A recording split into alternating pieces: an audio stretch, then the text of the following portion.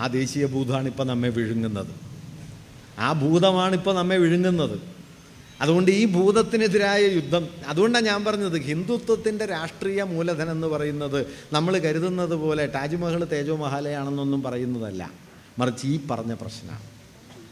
ഇത് കൃത്രിമമായി ഇന്ത്യക്ക് മേൽ കെട്ടിയുണ്ടാക്കപ്പെട്ട, ഇതിൽ പിന്നെ ഒരു സംഗതിയും കൂടി വന്നു. ഈ പൗരസ്ത്യവാദികൾ ഇന്ത്യയുടെ ഭൂതകാലത്തെ ആദർശവൽകൃതമായൊരു സുവർണയുഗമാക്കി മാറ്റുകയും ഈ സുവർണയുഗം എങ്ങനെ ശിഥിലമായി എന്നതിൻ്റെ ഉത്തരമായി അവർ തന്നെ അവരുടെ ക്രൈസ്തവമായ യൂറോപ്യനായ ഇസ്ലാമിക വിരുദ്ധതയുടെ പരിവേഷത്തെ ഇന്ത്യക്ക് മേൽ ആരോപിക്കുകയും ചെയ്തു. അതോടെ ഹൈന്ദവമായ സുവർണ ഭൂതകാലത്തിൻ്റെ തകർച്ചയുടെ കാരണമായി 12-ാം നൂറ്റാണ്ട് മുതലുള്ള ഇസ്ലാമിക് ഇൻവേഷൻ എന്ന ആ ഒരു യുക്തിയെ അവരവതരിപ്പിച്ചു. വാസ്തവത്തിൽ കൊളോണിയലിസം രൂപപ്പെടുത്തിയ അടിസ്ഥാന സംജ്ഞകളിലൊന്നാണ് ഇസ്ലാമിക അധിനിവേശം എന്നുള്ളത്. ഇന്നതൊരു സ്വാഭാവിക